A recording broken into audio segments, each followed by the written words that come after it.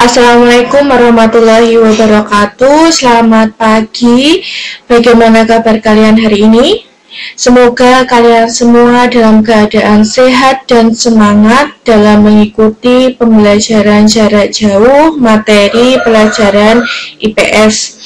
Nah, sebelumnya marilah kita berdoa dulu kepada Tuhan Yang Maha Esa. Semoga hari ini kita diberikan kelancaran dan kemudahan dalam menerima informasi yang akan Ibu sampaikan pada pagi hari ini. Silakan boleh berdoa masing-masing di rumah ya. Kemudian materi kita pada pagi hari ini yang pertama nanti Ibu akan menyampaikan tentang silabus mata pelajaran kita selama 1 tahun. Kemudian nanti akan Ibu sampaikan materi kita tentang ruang dan interaksi antar ruang yang akan Ibu ajarkan pada pagi hari ini. Sebelumnya ini adalah silabus kita selama 1 tahun. Kalau kalian sudah membaca buku kalian di bagian kemarin, itu ada 4 bab. Nah, masing-masing bab itu akan ada kompetensi yang perlu kalian capai selama 1 tahun ini. Nah, 4 bab tadi dibagi dua bab itu untuk semester 1 dan 2 lagi untuk semester 2. Nah, ini adalah kompetensinya. Yang pertama, memahami konsep ruang dan interaksi antar ruang di Indonesia serta pengaruhnya terhadap kehidupan manusia. Nah, itu nanti berhubungan dengan konsep manusia dan lingkungannya ya ini. Kemudian nanti yang kedua, kalian akan mempelajari tentang mengidentifikasi interaksi sosial dalam ruang dan pengaruhnya terhadap kehidupan sosial, ekonomi, budaya. Itu nanti kalian akan mempelajari tentang interaksi sosial, pengaruh interaksi sosial, itu pokoknya nanti berhubungan dengan manusia dan bagaimana interaksi mereka sehari-harinya. Kemudian yang ketiga, ini nanti di semester kedua besok, kalian akan memahami konsep interaksi antar manusia dengan ruang, sehingga menghasilkan berbagai kegiatan ekonomi. Nah, ini nanti berhubungan dengan manusia dan bagaimana mereka memenuhi kebutuhan mereka. Nah, itu berarti materi ekonomi besok. Kemudian nanti yang keempat, ini adalah di bab, bisa kalian lihat di bab 4 ya, memahami kronologi perubahan dan kesinambungan dalam kehidupan bangsa Indonesia pada aspek politik, sosial, budaya, geografis, dan pendidikan sejak masa praaksara sampai Hindu-Buddha dan Islam. Nanti kita akan mempelajari tentang perubahan apa saja dari masa praaksara, Hindu-Buddha, dan Islam. Itu nanti di semester 2. Nah, ini di semester 1 dulu. Hari ini kita akan mencapai kompetensi dasar yang pertama dulu, yaitu memahami konsep ruang dan interaksi antar ruang. Langsung saja ini materinya, yaitu tentang ruang dan interaksi antar ruang. Nah, ini adalah peta konsep kita pada pagi hari ini, yaitu nanti ada pengertian ruang, kemudian bagaimana kondisi saling bergantung sehingga akan menghasilkan interaksi keruangan itu apa saja yang diperlukan. Dan kemudian nanti ini adalah tujuan pembelajaran kita yang akan kita capai pada pagi hari ini. Yang pertama, setelah kamu mempelajari materi ini, kamu akan bisa nanti menjelaskan pengertian konsep ruang, kemudian menjelaskan pengertian interaksi antar ruang, kemudian nanti kalian akan menjelaskan kondisi saling bergantung yang diperlukan untuk terjadinya interaksi antar ruang, kemudian nanti kalian dapat menyebutkan contohnya yang terjadi di Indonesia maupun yang terjadi di wilayah kalian, di sekitar kalian, seperti itu. Kemudian, coba kita lihat gambar berikut. Apa yang ada di pikiran kalian setelah melihat gambar di atas? Coba gambar pertama ini adalah gambar apa?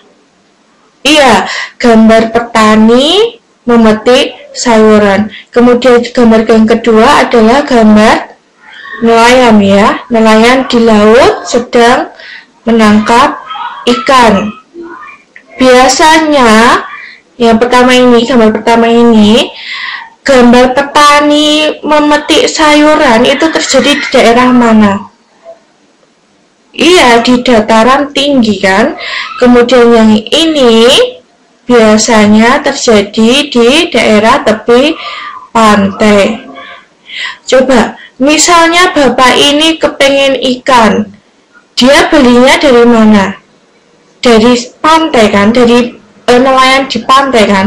Mereka mengirimkan ikan-ikan hasil tangkapannya tadi dijual ke daerah yang membutuhkan atau yang tidak memiliki seperti itu. Kemudian sayuran juga biasanya itu tumbuhnya itu di daerah yang dingin. Nah, di daerah dingin dia juga ketika panen itu menyalurkan dagangannya ke daerah-daerah lain yang tidak menghasilkan sayuran. Nah, ini otomatis akan terjadi apa? Akan terjadi interaksi antar ruang yang akan kita pelajari pada hari ini ya. Paham ya konsepnya seperti itu. Ini baru awalnya dulu. Nah, kita lanjut. Nah, ini pengertian ruang. Ruang itu mempengaruhi permukaan bumi. Ruang tidak bisa berdiri sendiri. Ruang itu mempunyai karakteristik yang berbeda. Seperti tadi, ruang dataran tinggi itu kan berbeda. Hasil tanamannya pun berbeda. Ruang di daerah tepi pantai pun berbeda kan. Tadi mereka menghasilkan ikan gitu ya. Kemudian ruang akan menjadikan interaksi, akan terjadi interaksi. Nah, ruang itu adalah suatu tempat di permukaan bumi yang menjadi tempat tinggal makhluk hidup. Kalian sekarang sedang menonton video ini pun di dalam ruang. Nah, itu juga disebut ruang. Kemudian cacing di lapangan sepak bola, itu juga mereka tinggalnya di sebuah ruang. Ruang apa? Ruang lapangan. Kemudian ikan hidup di dalam laut. Mereka juga hidup di dalam sebuah ruang, karena ruang tadi pengertiannya adalah tempat tinggal makhluk hidup. Sampai di sini penjelasan Ibu dapat dimengerti? Oke, kalau sudah, kita lanjutkan lagi. Contoh ruang, tadi sudah Ibu sebutkan sekilas. Contoh ruang, apa saja? Ruang kelas, ruang lapangan, ruang laut, tempat tinggal makhluk hidup tadi, tempat tinggal ikan tadi, ruang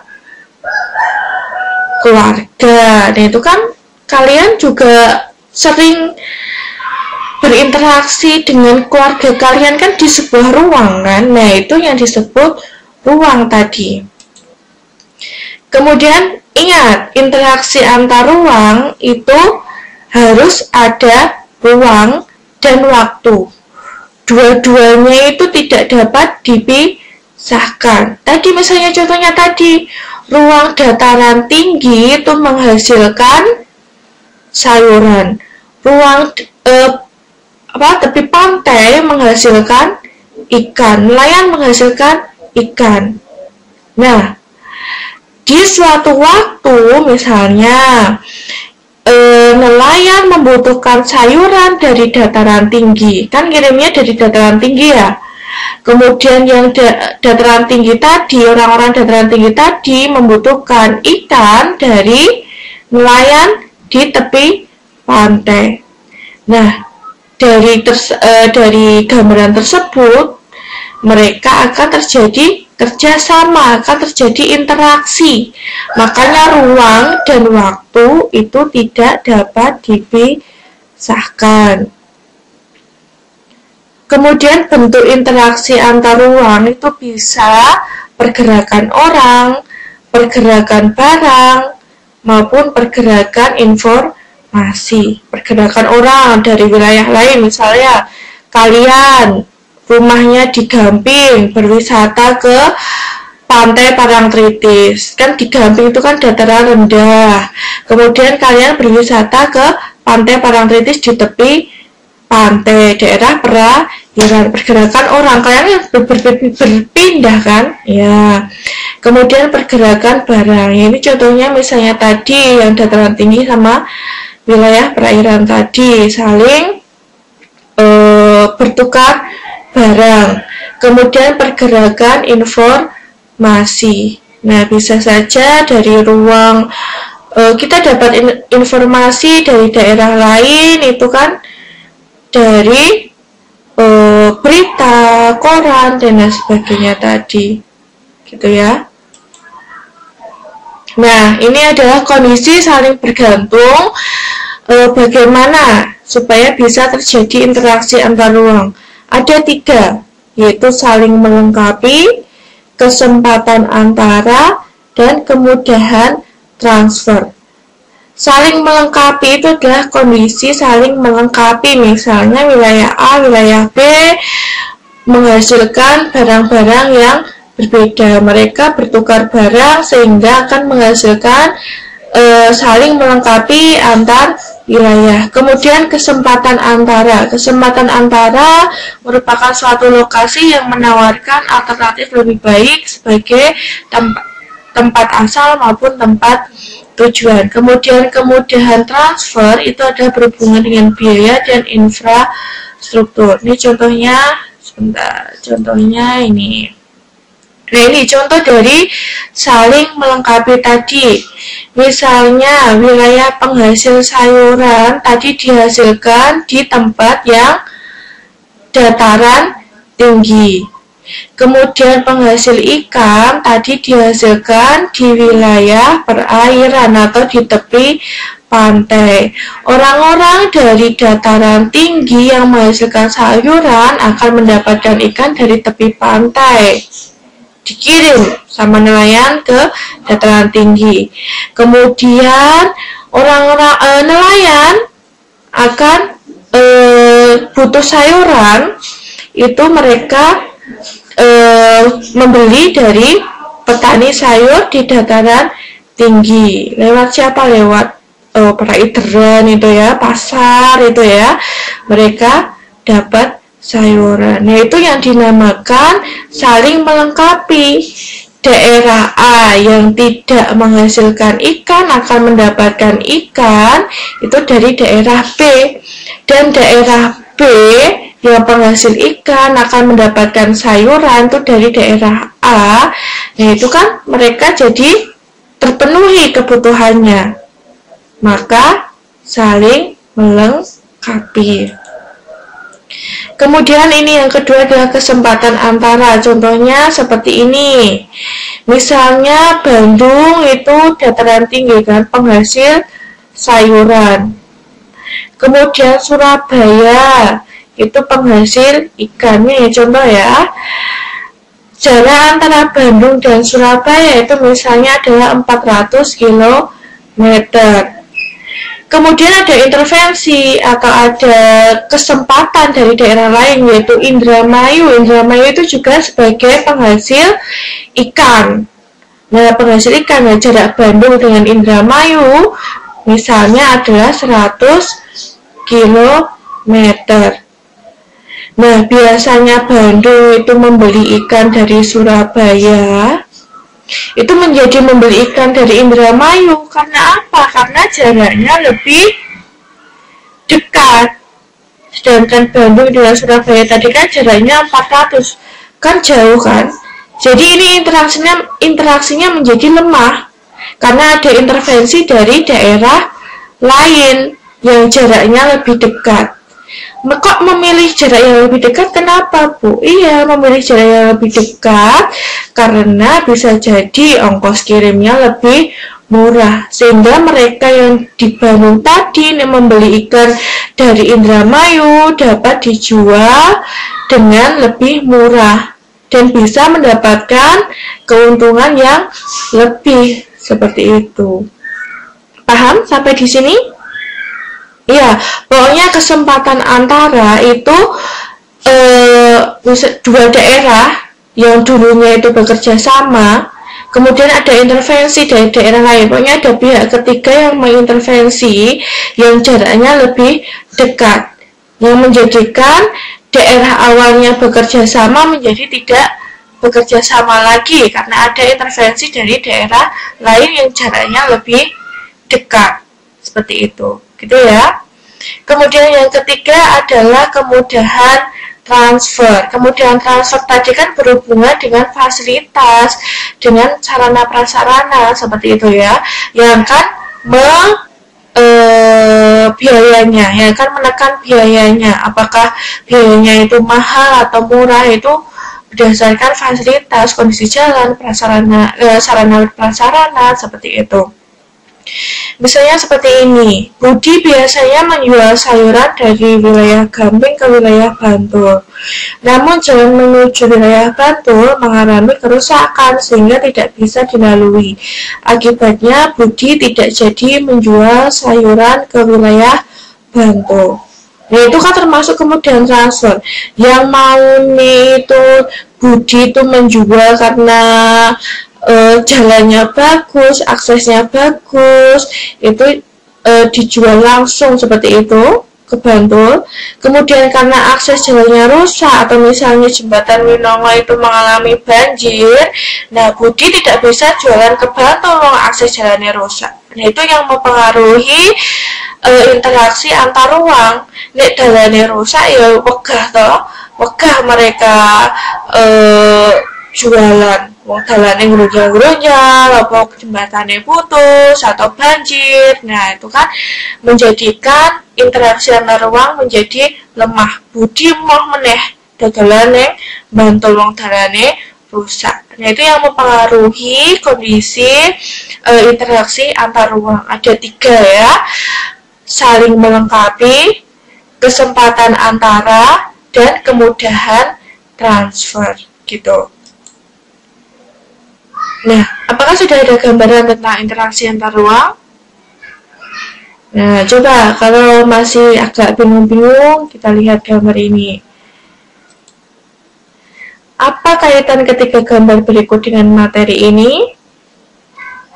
Nah, ini coba misalnya, ada petani sedang membajak sawah. Biasanya sawah itu adanya di daerah dataran rendah atau dataran tinggi gitu ya. Sawah. Kemudian ini adalah tempat pelelangan ikan. Kita gambarkan sebagai tempat pelelangan ikan. Biasanya berada di tepi pantai. Kemudian yang gambar C ini kita gambarkan sebagai kota besar. Nah, kaitannya apa? Nah, biasanya ya kayak gini. Mereka saling berkaitan.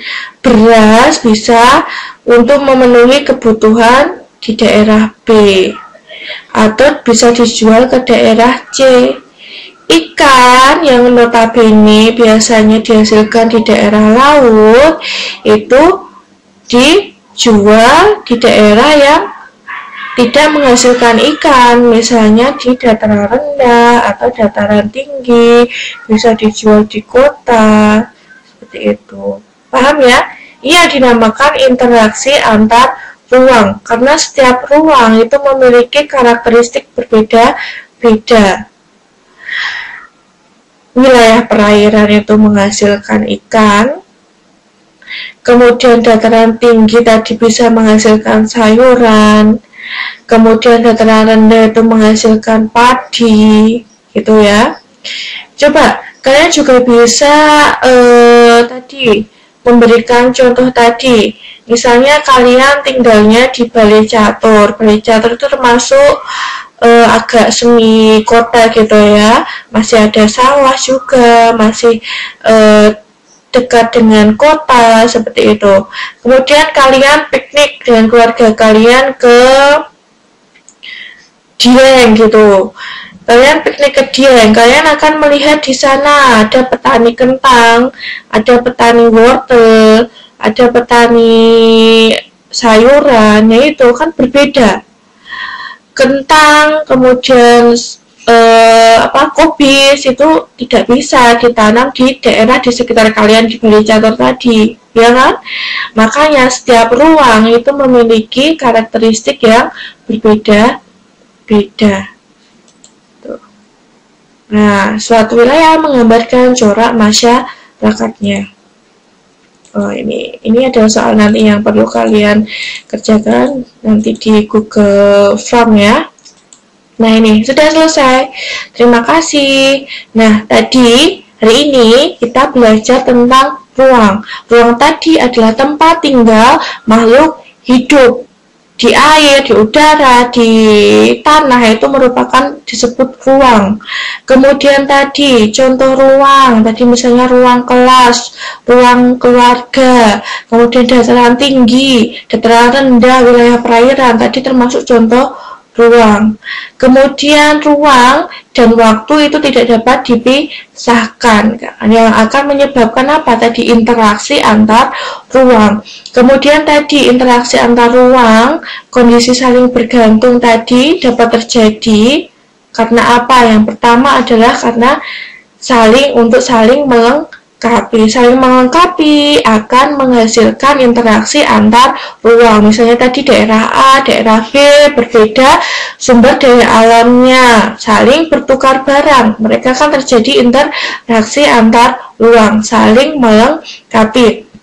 Kemudian kesempatan antara intervening opportunity tadi ada pihak ketiga yang menjadi intervensi atau menjadi pengganggu antara hubungan keduanya tadi. Misalnya tadi kan contohnya Bandung Surabaya yang awalnya mereka bekerja sama, saling melengkapi ya. Kemudian ada pihak ketiga dari Indramayu tadi yang menghasilkan ikan juga yang jaraknya lebih dekat dari Bandung. Makanya Bandung lebih suka membeli ikan dari Indramayu karena jaraknya yang lebih dekat. Ya, tadi alasannya misalnya barangnya lebih murah, kemudian bisa mendapatkan untung yang lebih banyak. Ya, tadi karena ada kesempatan antara ada daerah lain yang jaraknya lebih dekat yang menjadi intervensi antara interaksi antar ruang yang pertama tadi antara Bandung dan Surabaya. Kemudian yang ketiga tadi tentang kemudahan